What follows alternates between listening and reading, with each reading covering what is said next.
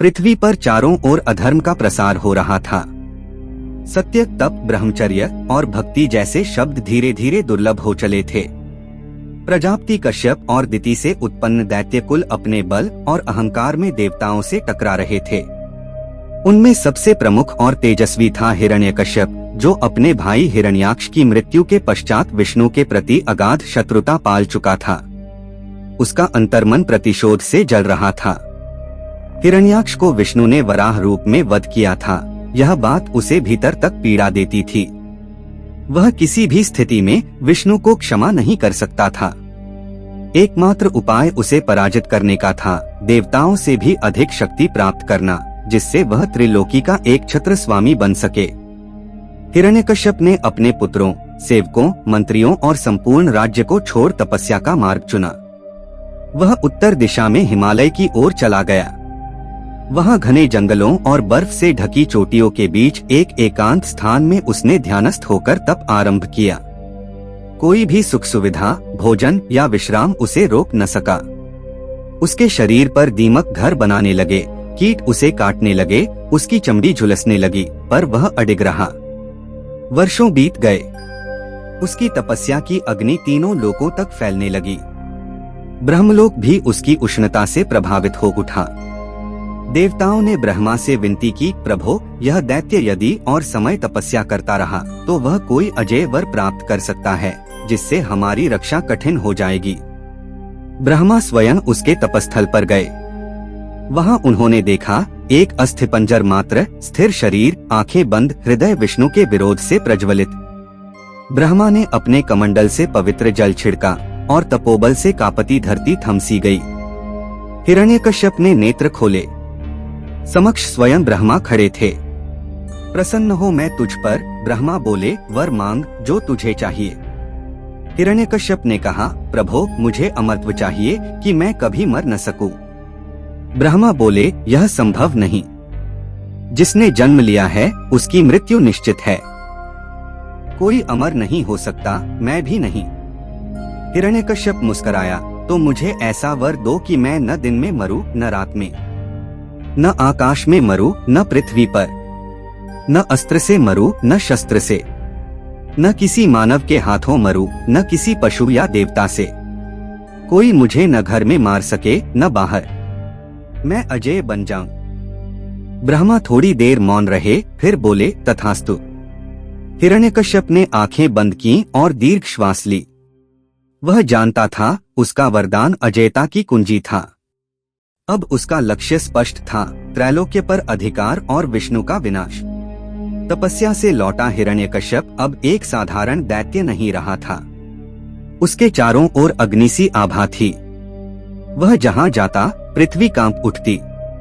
उसने देवताओं पर आक्रमण आरंभ कर दिया। इंद्र, वरुण, अग्नि, वायु सबको उसने पराजित कर दिया। स्वर्ग पर उसका अधिकार हो गया। इंद्रासन से इंद्र को हटाकर स्वयं बैठ गया। यज्ञ बंद करवा दिए गए। ऋषियों की साधना भंग करवाई गई। वैदिक मंत्रों की ध्वनि के स्थान पर अब असुर निनाद गूंजता। वह ऋषियों से कहता, किसका जप करते हो? उस विष्णु का, जो मेरे भाई का वध करके भाग गया। वह अब तुम्हें नहीं बचा सकता। अब केवल मेरा नाम लिया जाएगा, हिरण्यकश्यप। राज्य में केवल उसी की पूजा होने लगी। कोई विष्णु का नाम लेने का साहस न करता। ऋषिमुनियों ने जंगलों में शरण ली। वैदिक अनुष्ठान छिपकर होने लगे। धर्म क्षीण होता गया और अधर्म गर्जना करने लगा। ऐसे ही समय में हिरण्यकश्यप को एक पुत्र प्राप्त हुआ, प्रहलाद। उसकी माता कयाधु एक तपस्विनी थी। जब वह गर्भवती थीं, तब ऋषि नारद ने उन्हें अपने आश्रम में आश्रय दिया था। वहां उन्होंने गर्भस्थ प्रहलाद को दिव्य ज्ञान की ध्वनि से सिंचित किया था। नारायण के महात्म्य, भक्ति और धर्म के बीज उसी समय प्रहलाद के हृदय में पड़ चुके थे। प्रहलाद बड़ा हुआ तो उसमें करुणा, भक्ति और ज्ञान की सहज प्रवृत्ति देखी गई। वह अपने पिता के आदेश के विरुद्ध विष्णु का नाम जपता। प्रातः स्नान कर नमो भगवते वासुदेवाय का उच्चारण करता। उसका चेहरा तेज से दमकता। गुरु शुक्राचार्य के पुत्र शंभ और अमर्क उसे दैत्य नीति सिखाते, पर वह सदैव भगवत भक्ति की ओर आकर्षित रहता। हिरण्यकश्यप को यह बात सहन न हुई। उसने अपने पुत्र को बुलवाया और कहा, प्रहलाद, बताओ इस जगत का सर्वश्रेष्ठ कौन है? प्रहलाद ने कहा, पिताश्री, इस सृष्टि का परम नियंता और सर्वश्रेष्ठ भगवान विष्णु हैं। वे ही रक्षक हैं, वे ही संहारक। हिरण्यकश्यप की आंखें लाल हो गईं। उस शत्रु का नाम तुम मेरे समक्ष लेते हो? वह किसी का शत्रु नहीं, वह सबका परमात्मा है, प्रहलाद ने निडर होकर कहा। गुस्से से भरा हिरण्यकश्यप चिल्लाया, यह मेरे ही घर में मेरा अपमान कर रहा है। इसकी शिक्षा दोषपूर्ण है, इसे दंड मिलना चाहिए। उसने अमात्यों को आदेश दिया, इसे वन में ले जाकर विषैले सर्पों के हवाले करो। यदि विष्णु सच में है तो वही इसे बचाए। प्रहलाद जंगल में ले जाया गया। वहां कोबरा जैसे विषैले सर्पों ने उसे घेर लिया, पर वह शांत था। उसने आंखें बंद कर हरि नाम का जप किया। सर्पों ने उसे काटा नहीं। वे शांत होकर उसके चारों ओर बैठ गए, जैसे किसी ऋषि का ध्यान देख रहे हों। हिरण्यकश्यप को सूचना मिली, प्रहलाद जीवित है। उसका क्रोध और बढ़ा। इसे हाथी के पैरों तले कुचलवा दो, उसने आदेश दिया। प्रहलाद को हाथियों के सामने बांधा गया। विशाल हाथियों को उकसाया गया। वे दौड़े, लेकिन जब वे प्रहलाद के पास पहुंचे तो उन्होंने रुककर उसकी ओर देखा, सूंड झुकाई और शांत हो गए, जैसे उन्होंने एक दिव्य आत्मा को पहचान लिया हो। प्रहलाद फिर से जीवित लौट आया। अब इसे जलती हुई आग में डालो, हिरण्यकश्यप बोला। प्रहलाद को लकड़ियों के ढेर पर रखा गया, चारों ओर घी डाला गया और आग लगा दी गई। प्रहलाद ने फिर आंखें बंद की और कहा, हे श्रीहरि, यदि आप सर्वत्र हैं तो यह अग्नि भी आपकी सेवा में है। जैसे ही अग्नि प्रज्वलित हुई, प्रहलाद की देह के चारों ओर एक दिव्य आभा उभरी। अग्नि की लपटें उसके निकट आते ही शांत हो गईं। अग्नि की भयानकता शांत हो गई और केवल राख शेष रही, पर प्रहलाद निर्भय खड़ा था। अब हिरण्यकश्यप ने उसे बंदीगृह में डलवा दिया। रात में राक्षसों को भेजा गया कि वे उसे मार डालें, पर जैसे ही राक्षस उसकी कोठरी में पहुँचे, एक तेज प्रकाश फैला और वे अंधे हो गए। उनका संपूर्ण बल जैसे छीन लिया गया। प्रहलाद का विश्वास अडिग था। वह प्रतिदिन भगवान का स्मरण करता, उनके नाम का कीर्तन करता और भक्ति के भाव में डूबा रहता। हिरण्यकश्यप व्याकुल हो गया। वह समझ नहीं पा रहा था कि इस बालक में ऐसी शक्ति कहां से आ रही है। वह उसकी माता पर क्रोधित हुआ, गुरुओं पर संदेह किया और अंततः उसे स्वयं बुलाया। ओ बालक, तू कहता है कि तेरा भगवान सर्वत्र है? हिरण्यकश्यप ने गरजते हुए कहा। हाँ पिताश्री, वे सर्वत्र हैं। इस कक्ष में, इस खंभे में, आपके भीतर भी, मेरे भीतर भी। हिरण्यकश्यप ने खंभे की ओर देखकर पूछा, क्या यह खंभा भी तेरा विष्णु है? प्रहलाद ने उत्तर दिया, हाँ। हिरण्यकश्यप ने उठकर उस खंभे पर प्रहार किया और वहीं से वह दिव्य ध्वनि गूंजी जिसने तीनों लोगों को थर्रा दिया। हिरण्यकश्यप की गूंजती हुई गर्जना के बाद उसके हाथ का गदा खंभे पर पड़ा। विशाल खंभा एक क्षण के लिए थरथराया और तभी उसकी भीतरी परतों में से एक भयंकर पर दिव्य नाद निकली।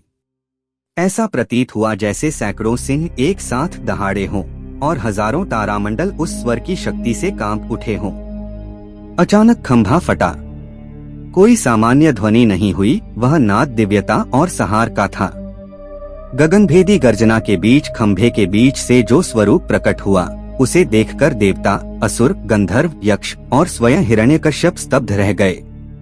वह न तो पूर्ण सिंह था, न पूर्ण मानव। उसकी आंखें अग्नि की ज्वाला जैसी धधक रही थीं। शरीर मानवीय था, पर सिर सिंह का। नख विशाल, तेज और प्रकाशमान। मुख से निकलती दहाड़ त्रिलोक को कंपा रही थी। बाल बिखरे हुए, शरीर पर पीतांबर और चारों ओर बिजली की तरह गति। वह कोई साधारण रूप नहीं था, वह था विष्णु का नरसिंह अवतार, जो न मानव था, न पशु, न देव, न राक्षस। हिरण्यकश्यप ने क्रोध और विस्मय से पूछा, तू कौन है? उसका उत्तर केवल एक गर्जना थी, जैसे ब्रह्मांड उत्तर दे रहा हो। हिरण्यकश्यप ने शस्त्र उठाया और उस पर वार किया, पर नरसिंह को कोई प्रभाव न पड़ा। उसने उसे अपनी भुजाओं में दबोचा। हिरण्यकश्यप छटपटाया, झटका मारने लगा, पर उस अवतारी बल के सामने उसका अभिमान व्यर्थ था। न वह दिन था न रात। संध्या का वह क्षण था जहां सूरज अस्त हो चुका था और अंधेरा पूर्ण नहीं आया था। नरसिंह ने हिरण्यकश्यप को खींचकर राजप्रासाद के द्वार की ओर लाया। वह ना भीतर था न बाहर। वह उसे उठाकर अपने गोद में बैठा लिया। न आकाश था न पृथ्वी, न कोई अस्त्र न कोई शस्त्र, केवल अपने तीव्र नखों से उसने हिरण्यकश्यप के वक्ष को चीर डाला। रक्त की धारा बह चली और नरसिंह की आंखें और भी प्रज्वलित हो गईं। उसकी जीभ रक्त से लाल हो गई। उसने सिर काटा और उसे प्रांगण में फेंक दिया। तीनों लोगों ने उस क्षण को देखा, धर्म की पुनः स्थापना और अधर्म का अंत। देवताओं ने पुष्पवर्षा की। इंद्र, ब्रह्मा, शिव, वरुण, अग्नि सभी उस स्वरूप के समक्ष नतमस्तक हुए, पर नरसिंह शांत न हुआ। वह अभी भी गर्जना कर रहा था। उसकी आंखों में अभी भी सहार की ज्वाला थी। उसे देखकर कोई पास जाने का साहस नहीं कर पा रहा था। ब्रह्मा ने कहा, प्रभो, अधर्म का नाश हो गया, अब शांत हो जाइए। शिव ने भी प्रार्थना की, हे केशव, हे श्रीहरि, आप अपने स्वरूप को संयमित कीजिए। पर नरसिंह उसी मुद्रा में दहाड़ते रहे। देवताओं ने विष्णुलोक, कैलाश और ब्रह्मलोक के सब द्वार खटखटा दिए, पर कोई नरसिंह को शांत न कर सका। तब ब्रह्मा ने प्रहलाद को आगे बढ़ाया। वह बालक जो उस समय भी शांत, विनम्र और आभायुक्त था, धीरे धीरे नरसिंह के पास गया। नरसिंह की आंखें प्रज्वलित थीं, पर जैसे ही प्रहलाद ने हाथ जोड़कर उनके चरणों को स्पर्श किया, वह ज्वाला ठंडी पड़ने लगी। प्रहलाद ने कहा, हे प्रभु, आप मेरे स्वामी हैं। मैंने आपका बारंबार स्मरण किया और आपने सदा रक्षा की। मैं आपका दास हूँ। मैं कोई योगी नहीं, ज्ञानी नहीं, केवल आपका भक्त हूँ। नरसिंह ने अपनी विशाल हथेली से प्रहलाद के सिर को स्पर्श किया। उसकी आंखों से प्रेम के अश्रु झलके। वह शांत हो गए। चारों ओर अपूर्व शांति व्याप्त हो गई। पुष्पों की वर्षा हुई। आकाश से स्वर्गिक राग बजने लगे। देवताओं ने स्तुति की। ब्रह्मा ने कहा, प्रभो, आपने इस बालक की भक्ति की रक्षा की।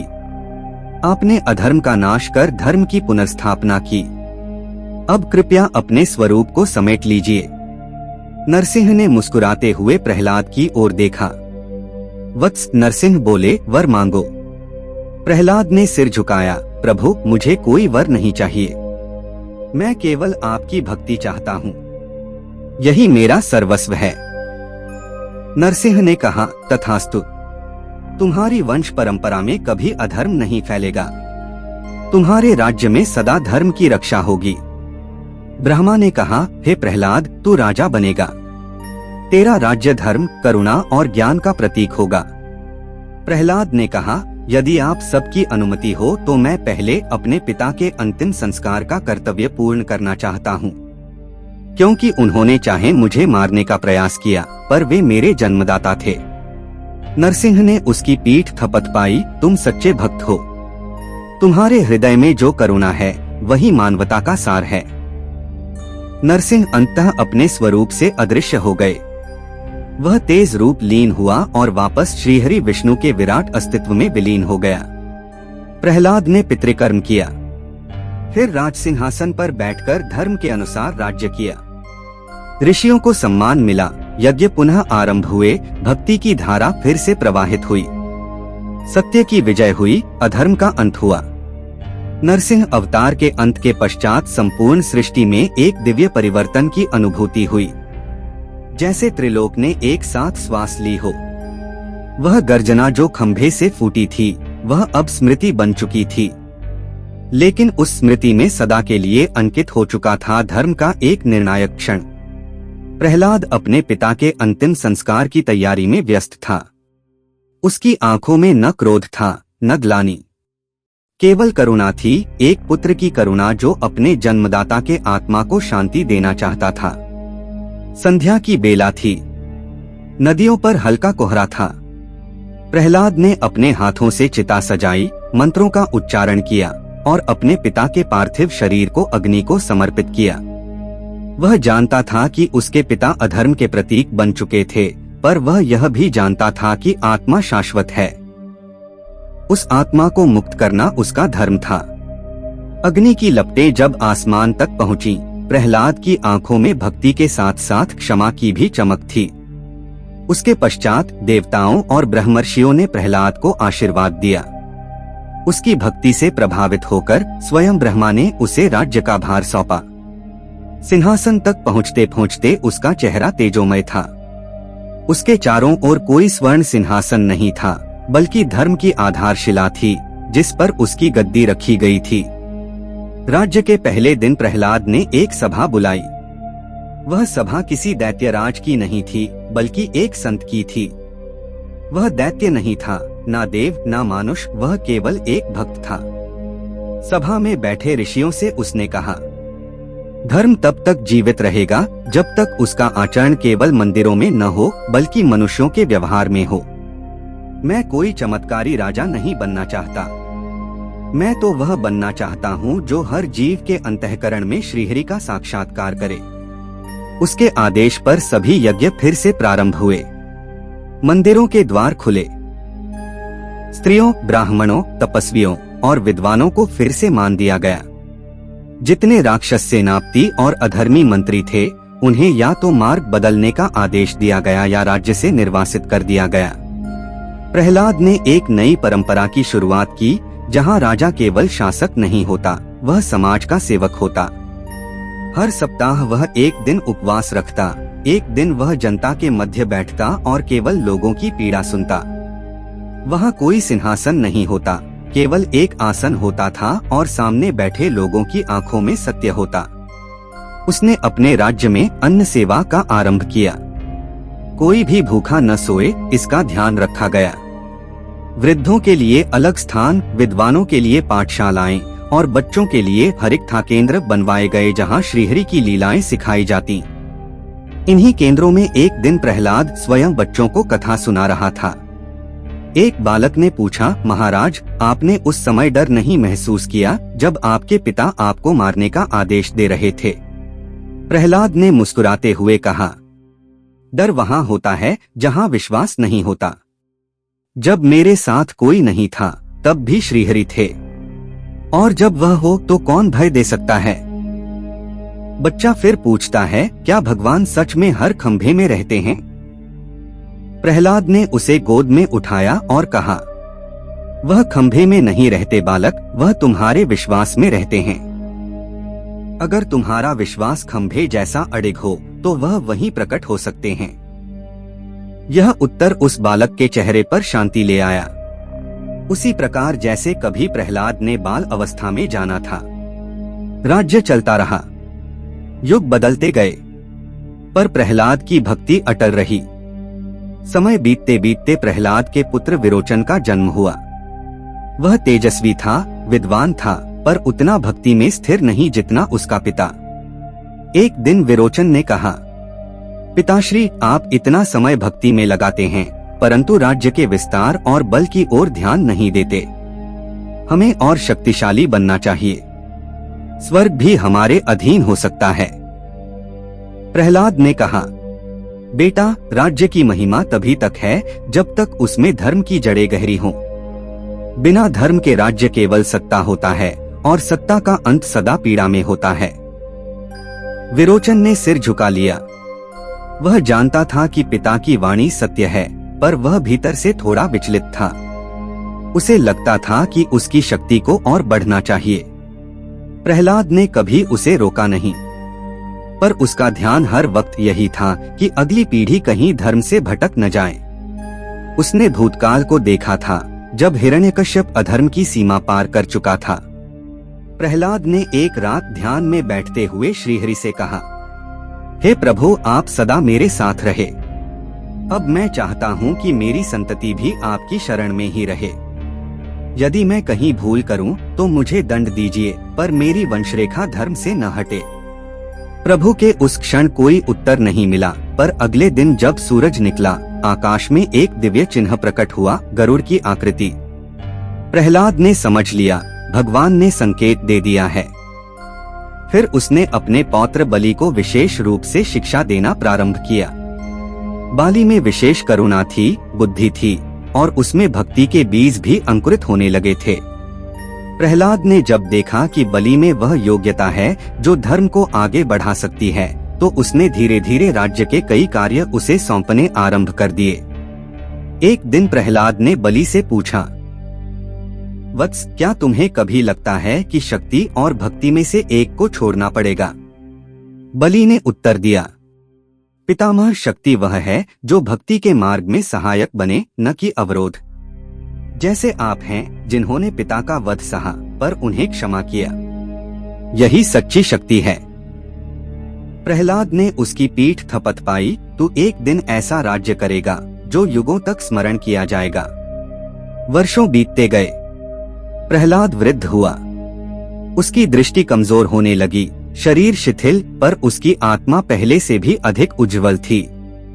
राज्य उसके निर्देशन में चलता रहा। हर गांव में भजन, कीर्तन और राम नारायण की कथा होती रही। नरसिंह के मंदिर बने। लोग प्रहलाद के नाम से नहीं बल्कि भगवान के भक्त के रूप में उसे पुकारते थे। और एक दिन जब पूर्णिमा की रात थी, चंद्रमा शीतल था और वातावरण पूर्णतः शांत, प्रहलाद ने अपनी अंतिम श्वास ली। उसने श्रीहरि का नाम लिया, नारायण, और उसकी आत्मा शरीर से बाहर निकली, जैसे एक दीपक की लौ आकाश में विलीन हो जाती है। देवताओं ने स्वर्ग का द्वार खोला, पुष्पों की वर्षा हुई। स्वयं नारायण ने गरुड़ पर आकर अपने भक्त को अपने धाम ले जाने का निर्णय किया। और वहीं से प्रारंभ होती है अगली कथा, बलि की, वामन की और फिर से धर्म की एक नई परीक्षा। प्रहलाद की आत्मा श्रीहरि के चरणों में विलीन हो चुकी थी, परंतु उसकी भक्ति की छाया भूमि पर शेष रह गई थी। उसकी संतति में अब बलि ने राज्य की बागडोर संभाली थी।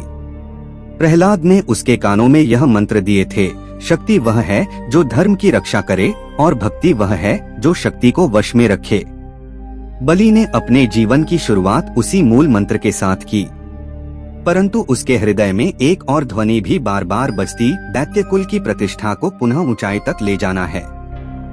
स्वर्ग, मर्त्य और पाताल तीनों लोकों में असुरों का सम्मान कम हो गया था। प्रहलाद ने जो लोक कल्याणकारी राज्य दिया था, वह अब बलि के सामने एक प्रश्न था, क्या धर्म का पालन करते हुए असुरों का वैभव बढ़ाया जा सकता है? बलि ने उत्तर तलाशना शुरू किया। उसने यज्ञ आरंभ किए, ब्राह्मणों को दान दिए, स्वयं ब्राह्मणों से वेद सीखा और अपने राज्य में सात्विकता को बढ़ावा दिया। लेकिन वह साथ ही अपनी सेना को भी सशक्त बना रहा था। एक दिन गुरु शुक्राचार्य ने बलि से कहा, राजन, तुम्हारा पुण्य बढ़ रहा है, परंतु हमारी असुर शक्ति मंद पड़ती जा रही है। इंद्र अभी भी स्वर्ग पर राज करता है, देवताओं का प्रभाव बढ़ रहा है। क्या तुम चाहते हो कि तुम्हारा यश केवल पृथ्वी तक सीमित रहे? बलि ने कहा, गुरुवर, मेरी इच्छा है कि असुरों का यश फिर से तीनों लोकों में फैले, लेकिन मैं उस पथ पर नहीं चलूंगा जिस पर मेरे परदादा हिरण्यकश्यप चले थे। मैं अधर्म से नहीं, धर्म से विजय चाहता हूँ। शुक्राचार्य मुस्कुराए, तो वह अवसर शीघ्र आने वाला है। कुछ ही समय में इंद्र की शक्ति क्षीण होने लगी। देवताओं के अधर्मी कर्मों, ऋषियों की उपेक्षा और स्वर्गिक विलासिता के कारण उनकी तपस्या कमजोर होने लगी थी। बलि ने इसका लाभ लिया। उसने अपनी सेना संगठित की, राक्षसों, दैत्यगण और विद्वान योद्धाओं को एकत्र कर एक शक्तिशाली असुर संघ तैयार किया। उसने यज्ञ करके पवित्र अग्नि से संकल्प लिया, मैं त्रिलोक विजेता बनूंगा, परंतु किसी निर्दोष को कष्ट नहीं दूंगा। मेरी विजय अहंकार से नहीं, धर्म से होगी। युद्ध का बिगुल बजा। बलि ने देवताओं पर चढ़ाई कर दी। इंद्र का रथ डगमगाया। वायु, वरुण, अग्नि सबने उसका सामना किया, लेकिन बलि की नीति और बल के आगे टिक नहीं सके। हर बार जब बलि किसी देवता को पराजित करता, वह उसका अपमान नहीं करता। वह कहता, धर्म से गिरा शासक पराजित होता है, लेकिन उसका भी सम्मान होना चाहिए। इंद्रास्त्र निष्फल हुए। बलि का राज्य अब स्वर्ग तक विस्तृत हो चुका था। नंदीघोष नगरी में अब बलि का सिंहासन था। स्वर्ग की अप्सराएं भी अब उसके राज्य में थीं, लेकिन बलि ने उन्हें नृत्य गान से नहीं बल्कि वेदस्वाध्याय से जोड़ दिया। उसे अब त्रैलोक्याधिपति कहा जाने लगा। उसकी प्रसिद्धि बढ़ती जा रही थी, लेकिन इसी प्रसिद्धि के साथ देवताओं की चिंता भी बढ़ रही थी। इंद्र बृहस्पति के साथ श्रीहरि के धाम पहुँचे। बृहस्पति ने श्रीहरि से कहा, प्रभु बलि धर्म प्रिय है, परंतु उसका राज्य असुरों के हाथों में है। असुर स्वभाव से विचलित होते हैं। यदि आज उसका हृदय सात्विक है तो कल उसे रजोगुण छू सकता है। क्या आप सृष्टि संतुलन के लिए कोई मार्ग निकालेंगे? श्रीहरि बोले, जब धर्म के मार्ग पर चलने वाला भी शक्ति से परिपूर्ण हो जाए तब उसकी परीक्षा आवश्यक होती है। मैं स्वयं जाऊंगा। वामन अवतार की तैयारी प्रारंभ हुई। अदिति कश्यप की पत्नी देवमाता ने कठिन तपस्या की। उन्होंने व्रत रखा और श्रीहरि से एक विनती की, हे नारायण, मेरे पुत्र स्वर्ग से वंचित हो गए हैं। मैं चाहती हूँ कि उनका पुनः उद्धार हो, लेकिन अधर्म के द्वारा नहीं, आपकी कृपा से। श्रीहरि ने उनका संकल्प स्वीकार किया। पुण्यकाल में श्रवण नक्षत्र अभिजीत मुहूर्त में श्रीहरि ने वामन रूप में जन्म लिया। उनका शरीर बालक जैसा था, परंतु नेत्रों में ब्रह्मांड समाहित था। उनके हाथों में कमंडल, सिर पर जटा और पीतांबर वस्त्र। उनके तेज से समस्त ब्रह्मांड आलोकित हो गया। वह चले केवल 2 पग की भूमि मांगने पर उनका वह पग था जो सृष्टि का संतुलन पुनः स्थापित करने वाला था। बलि ने उस समय अश्वमेध यज्ञ आरंभ किया था। वह चाह रहा था कि ब्रह्मांड को समर्पित कर अपना पुण्य पूर्ण करें। वह यज्ञशाला विशाल थी, वहां ऋषिगण, ब्राह्मण, देवताओं से भी उच्च तपस्वी उपस्थित थे। उसका नाम हो रहा था दाता बलि। वामन वहां पहुंचे। बलि ने देखा एक दिव्य बालक तेजस्वी और शांत यज्ञशाला में प्रवेश कर रहा है। उसकी मुस्कान में ब्रह्मांड की लय थी। बलि ने उठकर प्रणाम किया, स्वागत है ब्राह्मण देवता, कहिए क्या सेवा कर सकता हूँ? वामन बोले, राजन, मुझे केवल 3 पग भूमि चाहिए। बलि मुस्कराया, हे विप्र, आप बालक हैं और मैं तीनों लोकों का स्वामी हूँ। 3 पग भूमि क्यों? कुछ और मांग लीजिए। वामन बोले, जो व्यक्ति 3 पग भूमि नहीं दे सकता वह क्या स्वामी कहलाता है? बलि ने हंसते हुए कहा, तथास्तु। तभी शुक्राचार्य को संदेह हुआ। उन्होंने बलि से कहा, यह कोई साधारण बालक नहीं है, यह स्वयं विष्णु हैं जो तुम्हारी परीक्षा लेने आए हैं। पीछे हटो, वरना सब कुछ गवा दोगे। बलि ने शांत होकर उत्तर दिया, गुरुवर, यदि यह विष्णु हैं, तो मैं अपने आप को धन्य समझता हूँ। और यदि मेरी शक्ति, मेरी प्रतिष्ठा, मेरा राज्य सब श्रीहरि ले जाते हैं तो इससे बड़ा पुण्य क्या होगा? मैं वचन नहीं तोड़ूंगा। वामन मुस्कराए। उन्होंने पहला पग रखा और पृथ्वी, पाताल सब ढक गया। दूसरा पग रखा, आकाश, स्वर्ग, सप्तर्षि, ब्रह्मलोक तक सब माप लिया। अब कोई स्थान नहीं बचा। वामन बोले, राजन, तीसरा पग कहाँ रखूं? आपने वचन दिया था। बलि ने झुककर कहा, हे प्रभु, तीसरा पग मेरे सिर पर रख दीजिए। श्रीहरि ने अपना पग बलि के सिर पर रखा और उसी क्षण बलि की समस्त शक्तियां, उसके सारे राज्य सब श्रीहरि को समर्पित हो गया।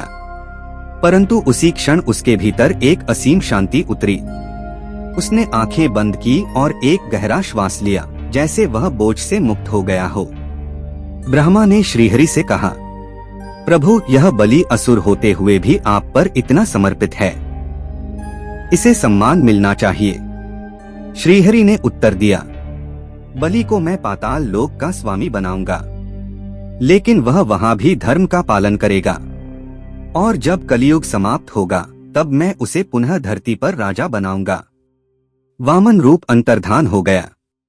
श्रीहरि ने स्वयं बलि के साथ पाताल में प्रवेश किया। वहीं विष्णु आज भी बलि के द्वारपाल के रूप में रहते हैं। यही भगवान त्रिविक्रम का रहस्य है। बलि ने कभी विष्णु को अपना शत्रु नहीं माना। वह जानता था प्रहलाद की परंपरा में चलना है तो त्याग ही असली विजय है। श्रीहरि वामन रूप से अंतर्धान नहीं हुए थे। उन्होंने बलि को त्रिलोक विजेता घोषित कर सुतल लोक भेजा, लेकिन साथ ही खुद भी उसके साथ पाताल में गए द्वारपाल बनकर। यह दृश्य सृष्टि में पहली बार देखा गया था। स्वयं नारायण एक असुर भक्त के राज्य की रक्षा कर रहे थे। जब बलि ने यह देखा, उसने हाथ जोड़कर पूछा, प्रभु क्या यह मेरा पुण्य है या आपकी कृपा जो आप मेरे दरवाजे पर खड़े हैं? भगवान ने उत्तर दिया, बलि यह मेरी भक्ति का प्रतिफल है। तुमने सब कुछ समर्पित कर दिया, तन मन धन। अब यह मेरा धर्म है कि मैं तुम्हारी सेवा करूं। पाताल लोक, जिसे लोग अंधकार का स्थान मानते हैं, अब एक तपोवन बन चुका था। न वहां अधर्म था, न हिंसा। वहां शांति थी, यज्ञ की ध्वनि थी और भगवान के चरणों में समर्पित एक दैत्यराज था। बलि ने पाताल लोक में नियम बनाए। कोई असत्य नहीं बोलेगा, बिना यज्ञ और जप के कोई अधिकारी नहीं बनेगा। रोज प्रभु के नाम का स्मरण होगा। हर रात्रि के अंतिम प्रहर में बलि श्रीहरि के पास आता और पूछता, प्रभु क्या मैं आज आपके योग्य रहा? श्रीहरि मुस्कुराकर कहते, जिस दिन यह प्रश्न पूछना छोड़ दोगे उसी दिन अहंकार तुम्हें छू लेगा। समय बीतता गया। इधर पृथ्वी पर त्रेता युग आया, श्री राम का अवतार हुआ, रावण का वध हुआ।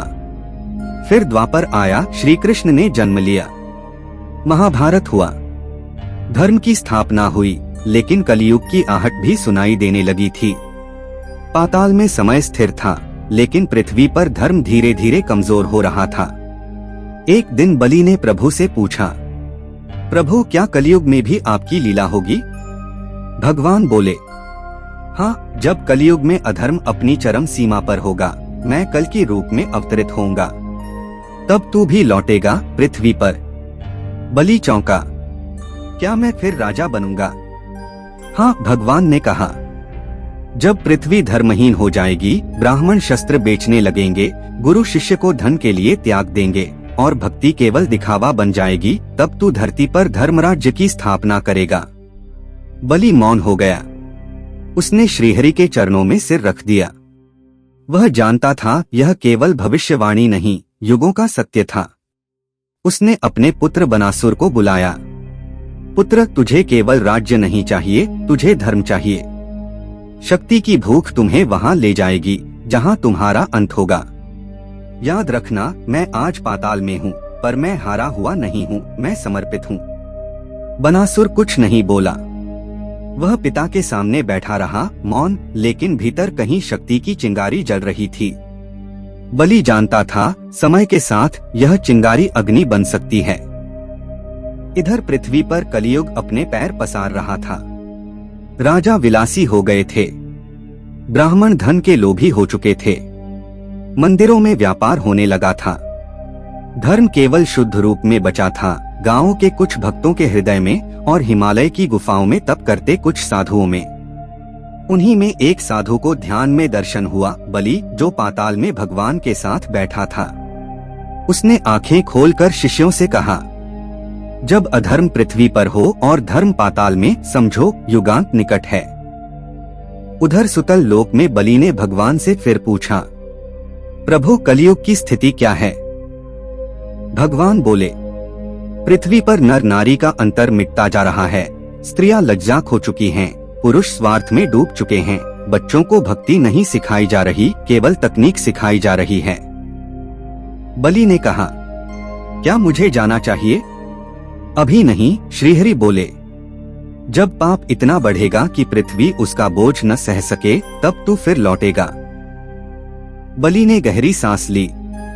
उसने ध्यान में श्रीहरि का नाम लिया, नारायण नारायण। वहीं पाताल में बलि हर दिन प्रभु की सेवा करता। वह राजा था, पर स्वयं प्रभु के लिए जल लाता, कमंडल भरता, दीपक जलाता। एक दिन बलि ने प्रभु से पूछा, क्या यह संसार केवल युद्ध और अवतारों के लिए बना है? भगवान मुस्कुराए, नहीं बलि, संसार भक्ति के लिए बना है। युद्ध तो केवल संतुलन के लिए होता है। बलि ने पूछा, तो क्या कल की रूप में भी युद्ध होगा? हाँ, भगवान बोले, लेकिन वह युद्ध अस्त्रों का नहीं, विचारों का होगा। वहाँ शस्त्र नहीं, शब्दों की मार होगी। धर्म को साबित करना होगा, बिना तीर धनुष के। बलि समझ गया, अगली बार उसका राज्य लोहे से नहीं, प्रेम और सत्य से चलेगा। पाताल की सीमाओं पर अब एक परिवर्तन होने लगा। वहाँ जहाँ पहले शांत वातावरण था, अब मधुर ध्वनि गूंजने लगी, जैसे कहीं कोई गर्जना फिर से जन्म लेने को हो। श्रीहरि ने आंखें बंद की और कहा, बलि, समय निकट है। बलि मुस्कराया। उसने अपना मुकुट उतारा और प्रभु के चरणों में रख दिया। जब आप कहें, मैं तैयार हूँ। प्रभु बोले, ध्यान रखना, इस बार विजय तीरों से नहीं, भक्ति और सेवा से होगी। बलि ने सिर झुका लिया।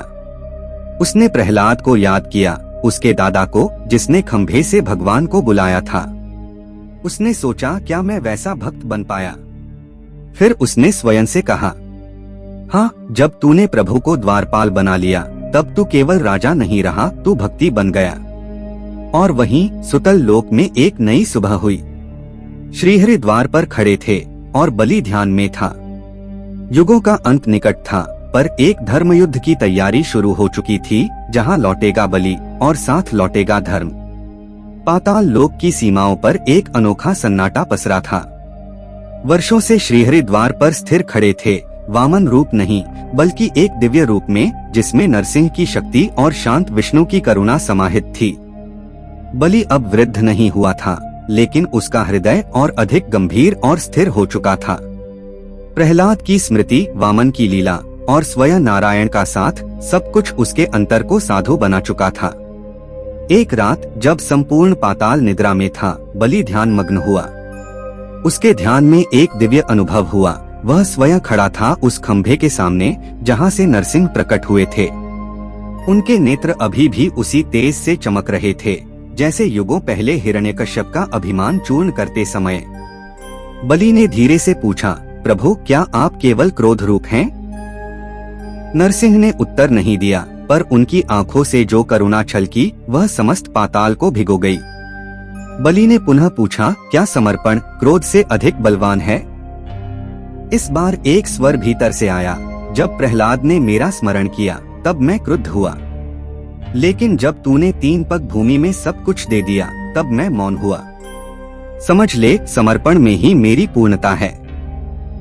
बलि ने आंखें खोली, वह कांप रहा था। वह जानता था, यह केवल स्वप्न नहीं, संवाद था। उधर पृथ्वी पर कलियुग का विष फैलता जा रहा था। लोगों ने धर्म को कर्मकांड बना दिया था। मंदिर व्यापार स्थल बन चुके थे। बच्चे अब राम और कृष्ण की कहानियां नहीं, स्क्रीन पर युद्ध और अधर्म देख रहे थे। माता पिता स्वयं प्रभु से दूर थे और संतानें भक्ति से अनभिज्ञ। हिमालय की गुफा में एक वृद्ध ऋषि ने ध्यान में देखा, पृथ्वी का तेज मंद पड़ रहा है। उन्होंने मंत्रोच्चारण के बाद आंखें खोलीं और कहा, अब कोई प्रहलाद नहीं रहा जो पुकारे, कोई बलि नहीं रहा जो समर्पित हो। अब नरसिंह फिर नहीं आएंगे, जब तक हम भीतर से न पुकारें। इसी बीच एक बालक दक्षिण भारत के एक गांव में सपनों में एक सिंह देखता है। वह सिंह नहीं कहता कुछ, बस उसे देखता है। बालक हर दिन उठकर नरसिंह नरसिंह जपने लगता है। कोई उसे सिखाता नहीं, न कोई कथा सुनाता है। लेकिन वह बालक जब जब आंखें बंद करता है, उसे वही सिंह दिखाई देता है, आंखों में आग, पर चेहरे पर शांति।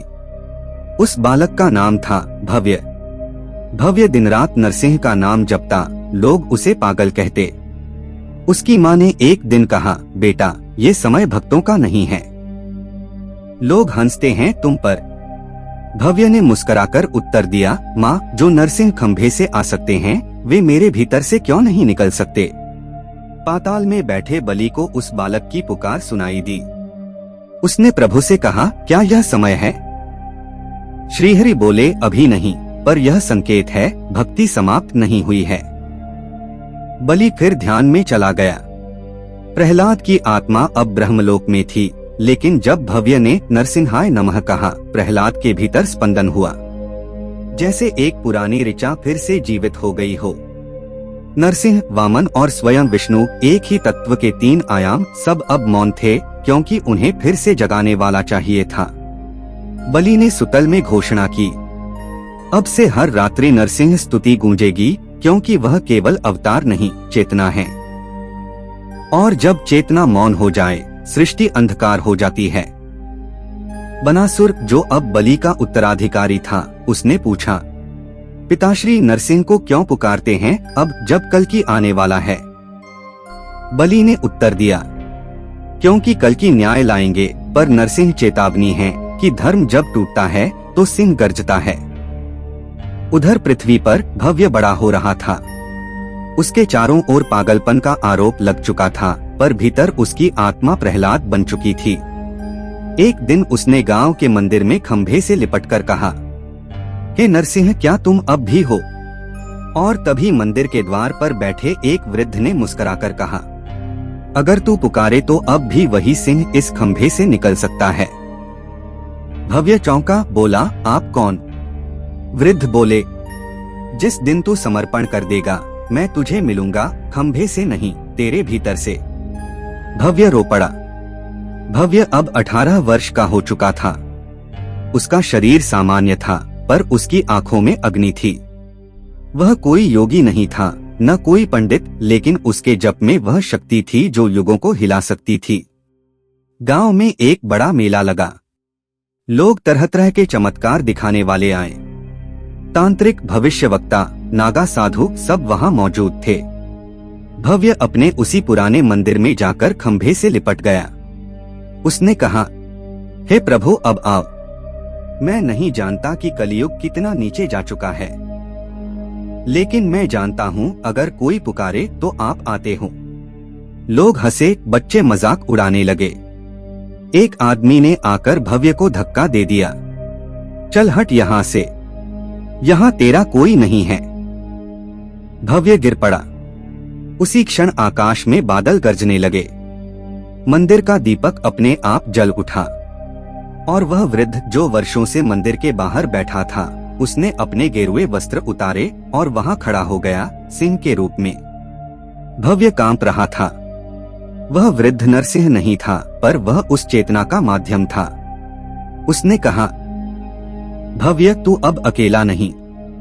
प्रहलाद की आत्मा तुझ में है, बलि की भक्ति तुझ में है, वामन का वचन तुझ में है। अब तू केवल बालक नहीं, तू युग का संकेत है। उसके साथ ही मंदिर के खंभे पर हल्की दरारें दिखीं, लेकिन खंभा टूटा नहीं, क्योंकि इस बार प्रभु बाहर नहीं, भीतर उतर चुके थे। भव्य अब मौन हो गया।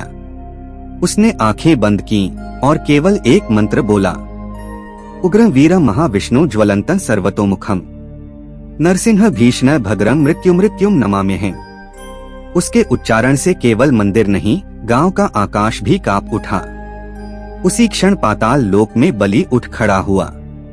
उसने श्रीहरि से कहा, प्रभु, क्या यह संकेत है कि युग पलटना शुरू हो चुका है?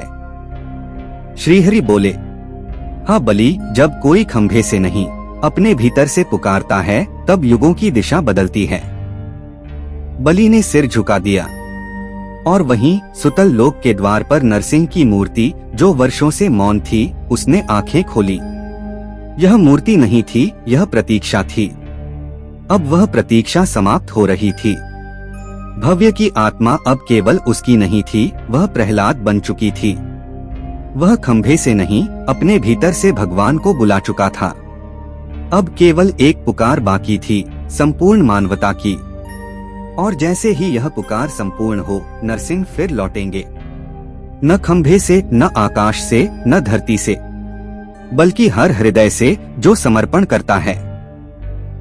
पाताल लोक की गहराई में सन्नाटा पसरा था, लेकिन वह मौन साधारण नहीं था।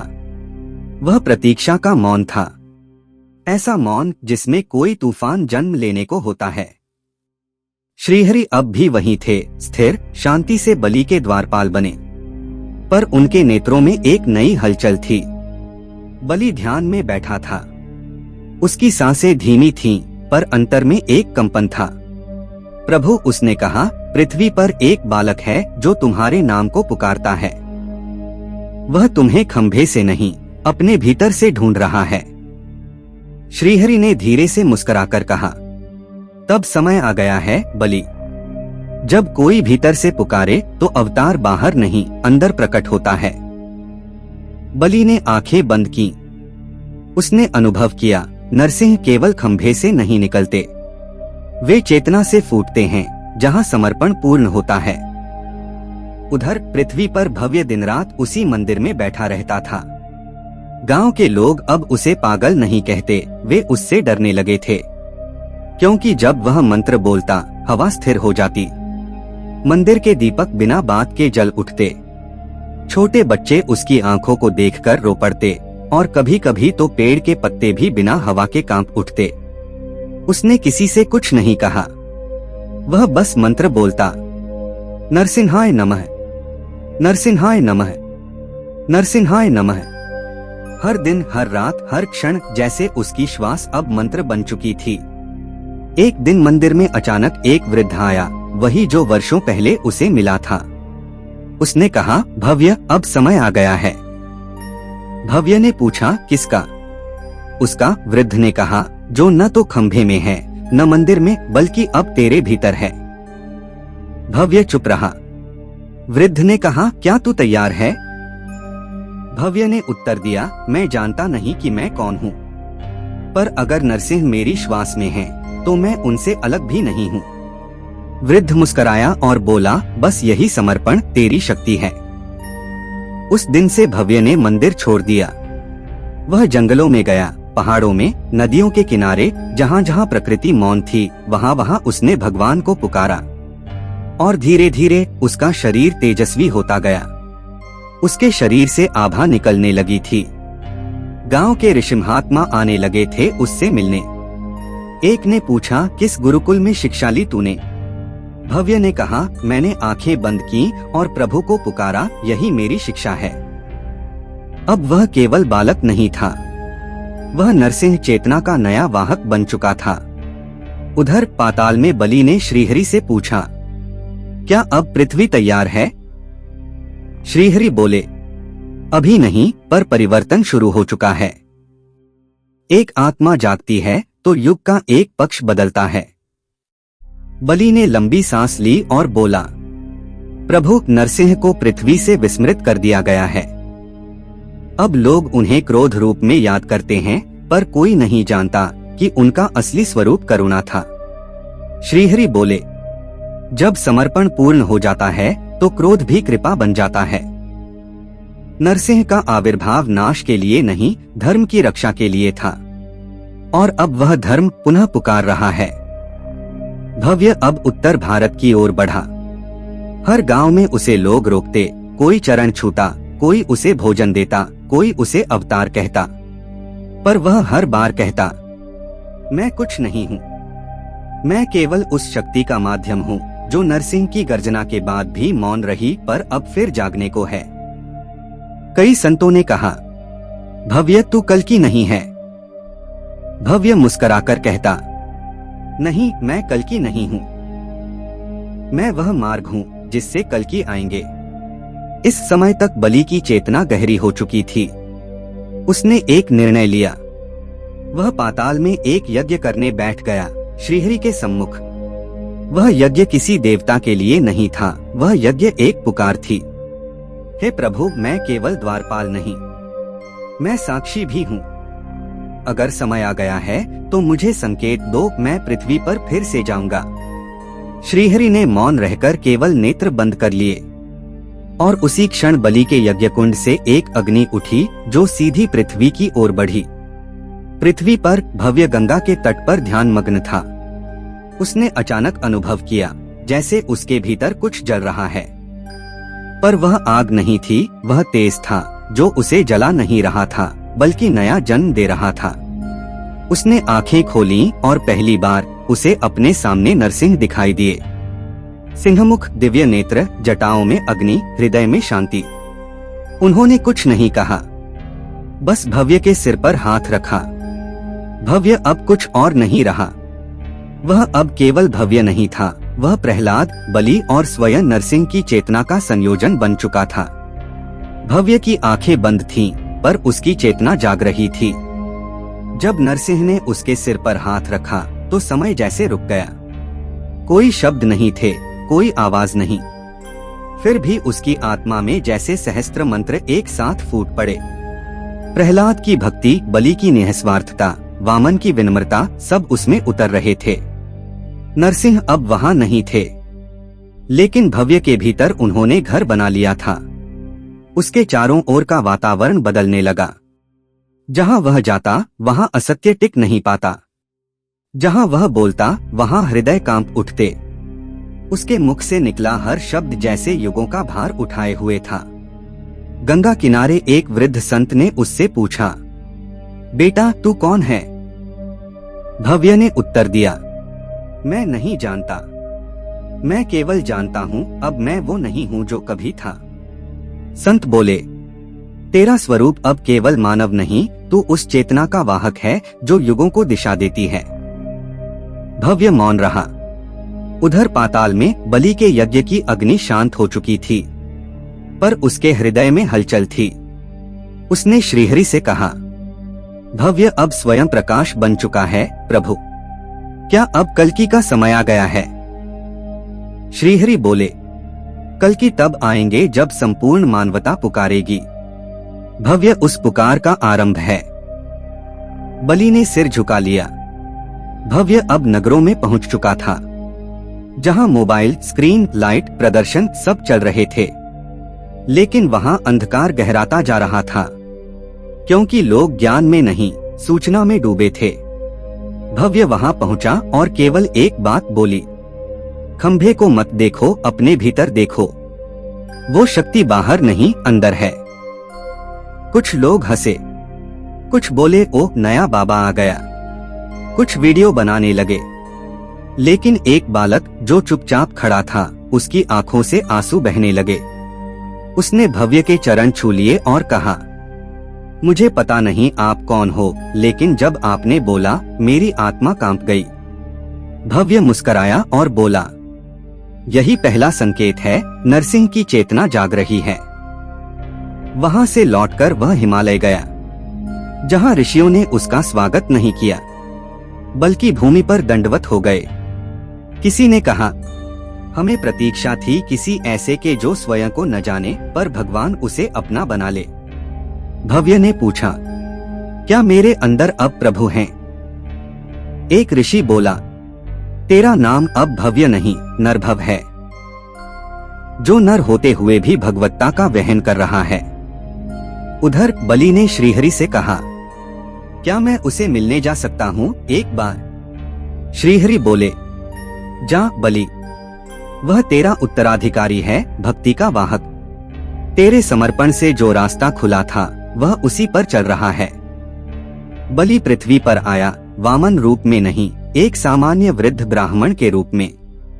जब वह हिमालय पहुंचा, भव्य ध्यान में था। जैसे ही बलि पास आया, भव्य ने आंखें खोली और कहा, आपको आने में देर हो गई बलि राजा। बलि चौंका, तुझे कैसे पता मैं कौन हूँ? भव्य बोला, मैं अब केवल भव्य नहीं, तेरी परंपरा का नया दीप हूँ। जिस खंभे से भगवान निकले, उसी भूमि पर अब वह चेतना फिर प्रकट हो रही है। बलि ने सिर झुका लिया। वह रो पड़ा। उसने कहा, मैंने समर्पण किया था, तूने उस समर्पण को जी लिया है। भव्य और बलि दोनों ने साथ बैठकर यज्ञ किया। यह यज्ञ किसी देवता के लिए नहीं था, यह यज्ञ मानवता के लिए था। भव्य ने कहा, हे प्रभु, अब हम तैयार हैं। यदि कल्कि को आना है तो अब वो संकेत दो, ताकि धर्म की जड़ें फिर से हरी हों। आकाश में बादल गरजे। दूर पूर्व में एक दिव्य घोड़े की टाप सुनाई दी। कोई आया नहीं, लेकिन संकेत स्पष्ट था। बलि ने भव्य से कहा, तू कल्कि नहीं, पर तू उनका मार्ग है। भव्य बोला, कल्कि जब आएंगे तब नरसिंह की गर्जना फिर गूंजेगी, लेकिन इस बार वह गर्जना बाहर नहीं, मानव के हृदय से निकलेगी। कथा समाप्त नहीं होती, यह एक नया प्रारंभ है। अब जब भी कोई बालक, कोई साधु, कोई सामान्य मनुष्य सच्चे समर्पण से पुकारेगा तो नरसिंह वहीं प्रकट होंगे, न खंभे से, न आकाश से, न मंदिर से, बल्कि उसके भीतर से। स्वर्ग, पाताल और पृथ्वी तीनों लोकों में हलचल थी। नरसिंह की चेतना जो युगों पहले खंभे से फूटी थी, अब भव्य नामक युवक के भीतर जाग चुकी थी। देवगण चिंतन में थे। शिव ने पूछा, क्या समय आ गया है? विष्णु ने उत्तर दिया, उसने खंभे से नहीं, हृदय से बुलाया है। अब समय बदल रहा है। पृथ्वी पर गंगा किनारे भव्य ध्यान मग्न था। दिन रात के भजन ने उसे तपस्वी नहीं, दीपक बना दिया था। लोग उसे कल्कि कहने लगे थे, पर वह बार बार कहता, मैं अवतार नहीं हूँ, मैं वह मार्ग हूँ जिससे अवतार उतरेगा। एक दिन एक वृद्ध स्त्री आई, कांपती हुई, डरी हुई। मैं हिरण्यकश्यप की वंशज हूँ, उसने कहा। मेरे पूर्वजों ने भगवान को ललकारा था, अब लोग मेरे वंश को राक्षसी कहते हैं। भव्य बोला, रक्त से पाप नहीं होता, भाव से होता है, और भाव से ही मुक्ति मिलती है। स्त्री रो पड़ी, लेकिन तभी एक अजीब सी छाया फैलने लगी। भव्य ने देखा, उसके आसपास अंधकार गहराने लगा, मानो किसी ने चेतना पर कब्जा करने की चेष्टा की हो। उसने आंखें मूंदी और गर्जना की, उग्रं वीरं महाविष्णु ज्वलंतं सर्वतोमुखम। चारों ओर हवा स्थिर हो गई, दीपक स्वयं जलने लगे और वह स्त्री चेतना शून्य हो गई। उधर पाताल में बलि चिंतित था। प्रभु, उसने पूछा, क्या पुराना अधर्म फिर से जन्म ले रहा है? विष्णु बोले, हाँ, जहां प्रकाश होता है वहां अंधकार सिर उठाता है। पर इस बार युद्ध शस्त्रों से नहीं होगा, विचारों से होगा। भव्य हिमालय चला गया। अब वह साधक नहीं, नरसिंह की जीवित छाया बन चुका था। वहां एक वृद्ध मिला, वह बलि था। भव्य ने आंखें बंद की और बोला, आप देर से आए, पर मुझे आपकी प्रतीक्षा थी। बलि बोला, तू कल्कि नहीं है, पर तू वह दीपक है जो कल्कि का द्वार खोलेगा। भव्य और बलि ने एक साथ यज्ञ किया, पृथ्वी, पाताल और स्वर्ग के लिए। वह यज्ञ देवताओं को नहीं, मानवता को समर्पित था। आकाश में बिजली चमकी, पूर्व दिशा में एक घोड़े की टाप सुनाई दी। कोई दिखाई नहीं दिया, पर संकेत स्पष्ट था। स्वर्ग में देवता एकत्र हुए। शिव, विष्णु, ब्रह्मा मौन थे। श्रीहरि बोले, अब मैं खंभे से नहीं आऊंगा, अब मैं हर उस हृदय में प्रकट होऊंगा जो पूर्ण समर्पण से पुकारेगा। भव्य हिमालय के शिखर पर खड़ा था। उसने घोषणा की, अब धर्म केवल ग्रंथों में नहीं, जीवन में उतरेगा।